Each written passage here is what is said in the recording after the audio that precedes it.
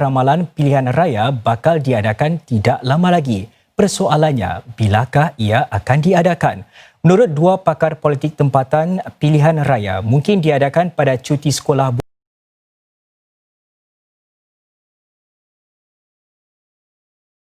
Afiqah Hussein menjelaskan.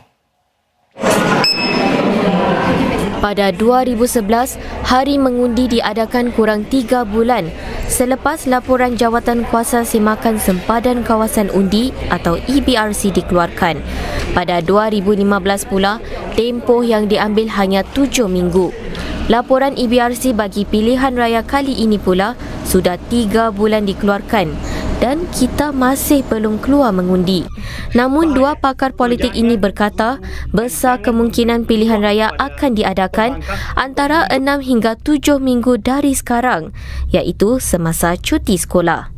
Kita melihat bulan Juli khususnya antara tanggal 18 sampai tanggal 25 adalah tanggal yang pas sekali lah. Kerana nak menunggu tu bahaya sekali untuk pemerintah. Sudah kasih bajet 4 kali, situasi infeksi sudah sebenarnya turun, dunia luar sudah membuka ekonomi mereka. Satu lagi petunjuk menurut pakar-pakar adalah siri 6 ucapan siaran nasional yang dimulakan Perdana Menteri Ahad lalu dan dilakukan juga 5 menteri kabinet lainnya sehingga 20 Jun ini. Dengan adanya ucapan-ucapan penting oleh pemerintah, justru mungkin dari segi timingnya atau dari segi masanya kita perlu mempertimbangkan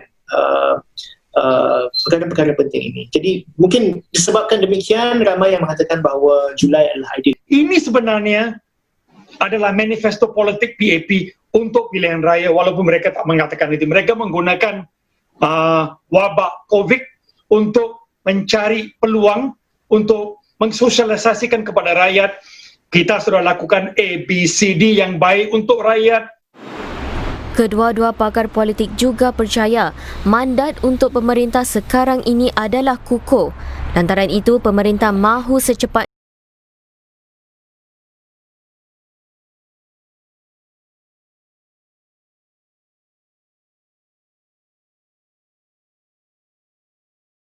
datang daripada Rizab Negara akan dijadikan sebagai suatu referendum atau pungutan suara oleh pemerintah untuk menambat undi rakyat.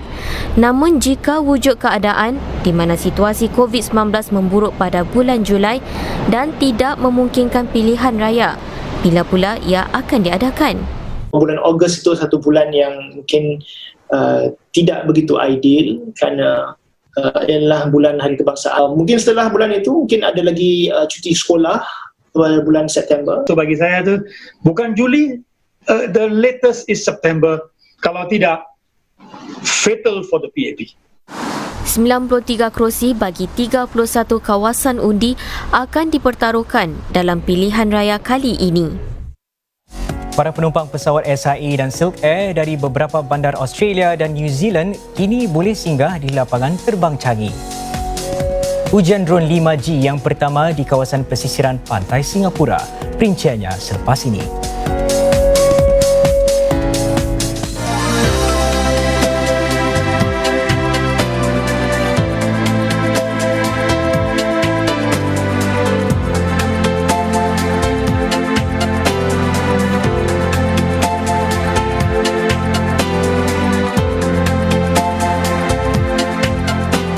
Laporan cuaca dibawakan oleh Mitsubishi Electric. Seronok rasanya dapat kembali kepada rutin-rutin yang sama seperti dahulu. Cuma sekarang, kita mestilah lebih berhati-hati. Marilah kita lakukannya untuk diri kita sendiri. Untuk orang yang kita sayangi. Untuk keselamatan kita semua. Let's go.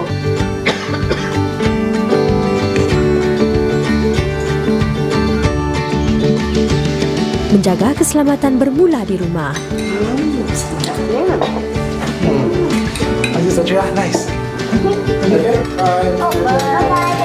Dari cara kita bekerja dan menimba ilmu.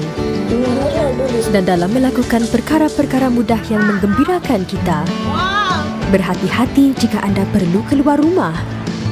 Melakukan perkara yang mudah. Bersikap peka. Perkara-perkara mudah ini dapat membantu untuk menjaga keselamatan kita semua. Kesihatan semua orang bergantung kepada setiap seorang daripada kita. Marilah kita bekerja sama, menggunakan alat-alat baru,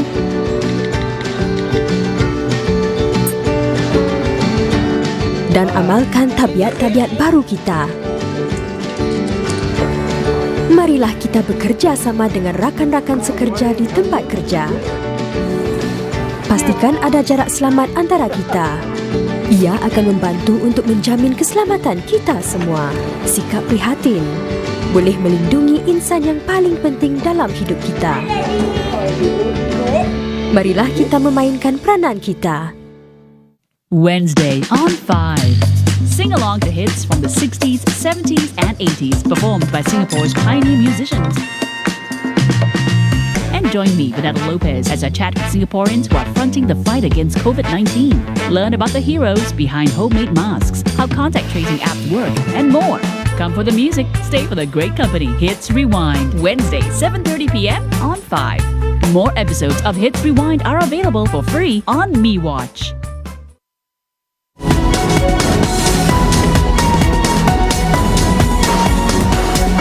Terima kasih kerana masih lagi bersama Berita. Kita mulakan segmen ini dengan laporan saham. Bursa Singapura ditutup rendah hari ini. Indeks SG merosot lebih 96 mata.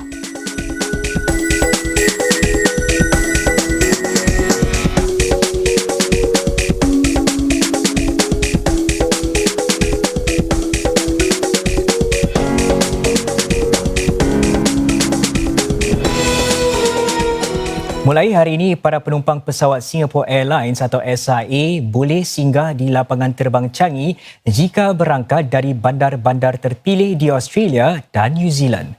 Ini termasuk penerbangan SIA dari Sydney dan Perth, Australia serta bandar-bandar Auckland dan Christchurch di New Zealand. Ia juga melibatkan penerbangan antara syarikat-syarikat SIA Group termasuk Silk Air dan Scoot. Persinggahan para penumpang di Singapura bagaimanapun akan dihadkan kepada kawasan tertentu di lapangan terbang Changi.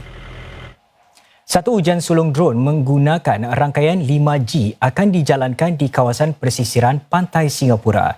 Ia merupakan sebahagian daripada ujian perintis bagi penggunaan inovatif 5G dalam industri maritim.